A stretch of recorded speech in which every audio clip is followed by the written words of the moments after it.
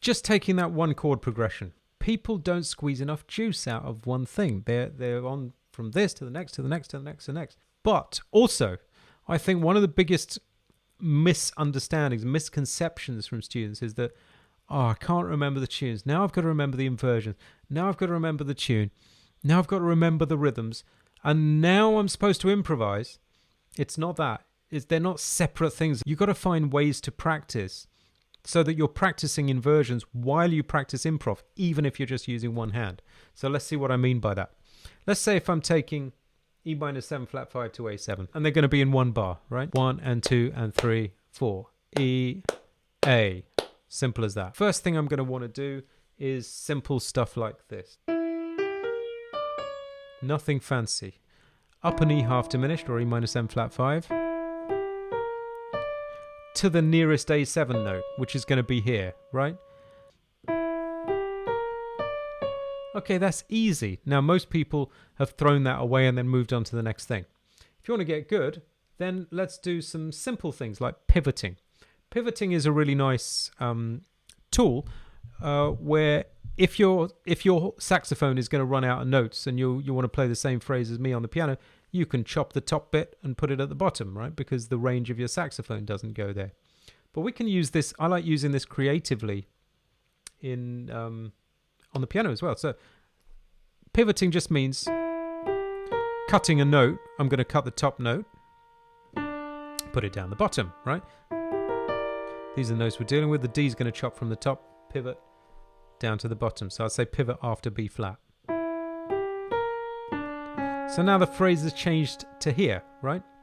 Okay. Tons of things we can do with this. Let's just speed through a few bits. What about if I pivot after the G? Then I've got that, right? Already I've got different things to do. So the one that says I don't know inversions and I'm trying to improvise, well, guess what? You're suddenly having to learn all the inversions of E minor 7 flat 5 just doing that, right? And you're going to get a stack of phrases, a load of different ways to play it, a load of different ways to connect. So here's the last pivot. E, and then pivot, and then join to the A7, right?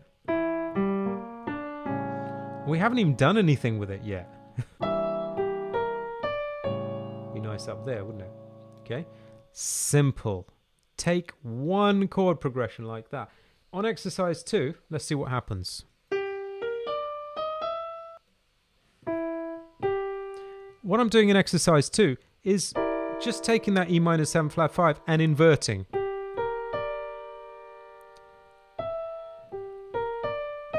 Now the thing is, why didn't I just go straight up like this? I'll tell you why. Because by that point, I want to connect to something A7 based, right? So I chose to go, put in an extra half step to take me to my A7. Okay, well, don't give up yet. Don't give up on, oh, these are boring. Let's just see what we can do. This is the problem. People don't squeeze the juice out of the basics, out of the simple stuff. They just want cool shit. What do you think it's based on? And in fact, I would play any one of these phrases happily.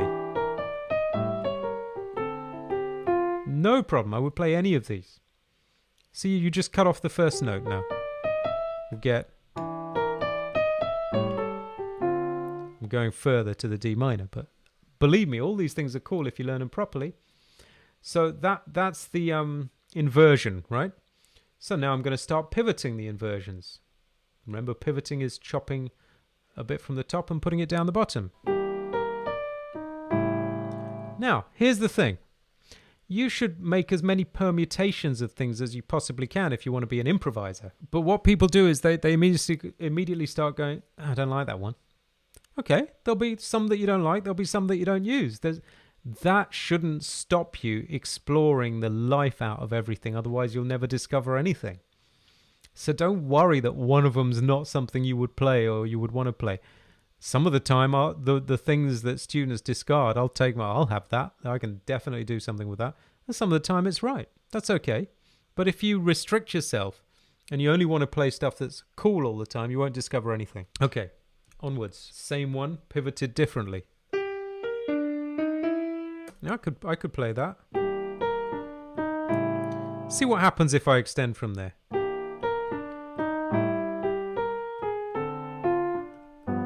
Certainly get stuff you can play. Yes? So, okay, let's do the last one. The last pivot is pivot after the first note. You see what's happening? These are really simple things to do.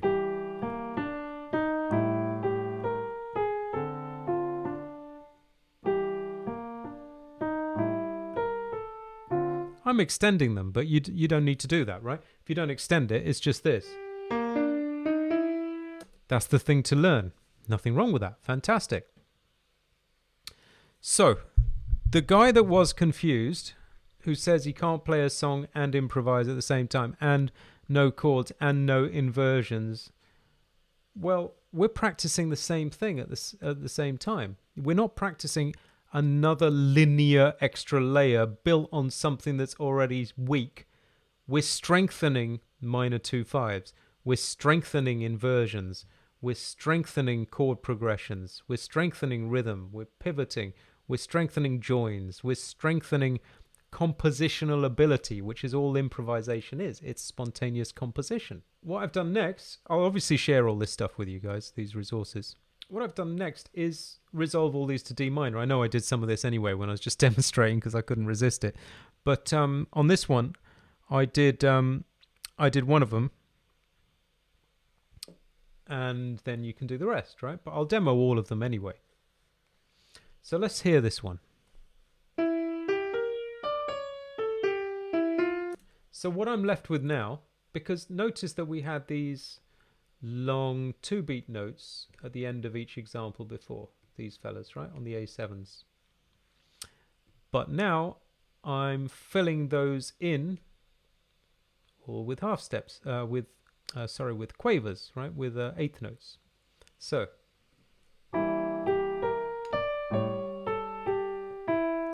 that's up E minor 7 flat 5, down A7, and it's the exit to D minor that we're now practicing, which has gone to this F natural there, right?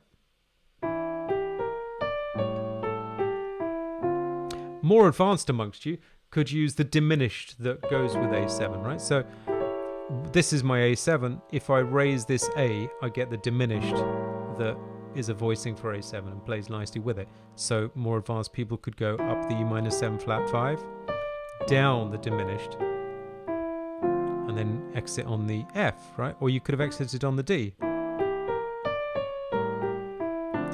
I don't really like exiting on the root of a chord all the time. I'm looking for other stuff, right? Which is why I wouldn't necessarily do that. It's not wrong. Okay, let's see the next example. So now we're going to pivot that. These are the same examples as before. We're going to pivot it. And then you got to fill in the last few notes. Right? So could be that, right? Look what's happening. E half diminished, or minor 7 flat 5. A7, A7, A7, D minor. All chord notes, nothing else, guys. So why are chord notes so important? If you think about the evolution of improv, you've heard improv that's mainly chord notes.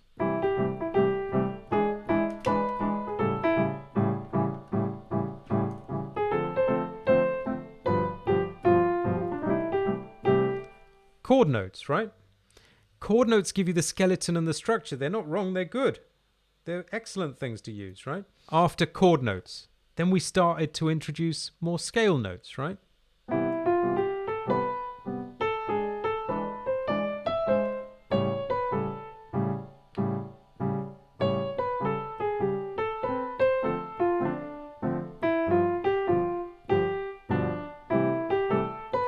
Then the beboppers and before, more chromatic notes.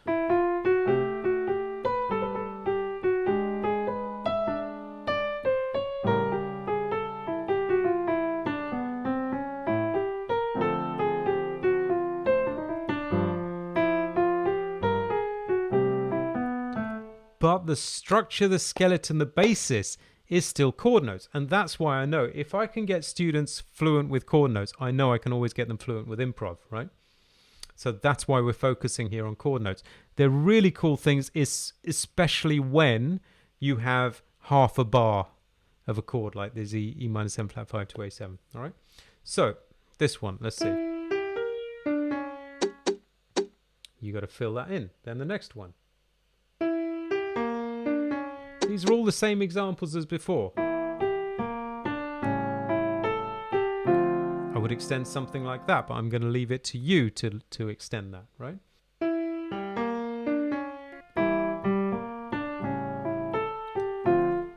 Now, you want to swing more? Start chopping off the first note. Becomes dee-da, dee-dum, first note silent. Great. I'm happy all day long playing phrases like that. But the guy that refuses to just drill E half diminished, E minor 7 flat 5 to A7, know the inversions, do things like pivots, join them to A7. The guy that's not interested in sitting down, spending his or her time like that, no chance whatsoever. Why? Because what is improvisation? Improvisation is spontaneous composition. It's not making it up as you go along. Those people that teach that in school, there's a spontaneous element to it, of course. But the only thing with a jazz musician is we are well versed and we practice composing, which is what we're doing here, so that we can do it on the spot, right? There are, by the way, classical scholars who know classical music really well. They can improvise on the spot as well. And I'm sure you've heard people doing that kind of thing. It's not exclusive to us. You know, Bach and Chopin, they were improvisers too. It's just that we've lost that in the music because of how music is studied now, how classical music is studied. Okay, let's see another one where we could cut off the first note. We've got this, right? So this is another one of those ones from before that it was originally this, inverted E minor 7 flat 5, and we pivoted. Yeah, it was the one that went like this. An extra note to join things up, right? If things aren't going to join up, put in an extra note. We could have had, right? Pivot. Cut off a note. Or don't pivot.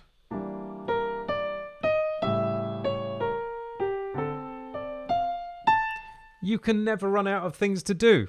Randy says, hey Randy, I can see how that would really improve your knowledge of inversions. Exactly, right? So we're having fun with improv, but we're really practicing inversions too, right? Why shouldn't we?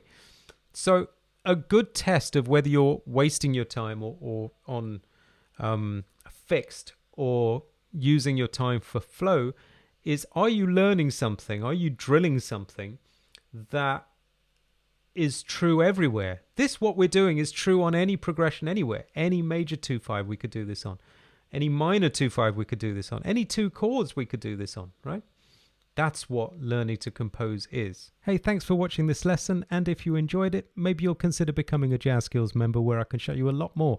I've got hundreds of lessons for every level of jazz piano player, whether you've currently got no jazz or a few tunes but no real freedom, or an advanced player. So thanks again, and hope to see you soon. Bye for now.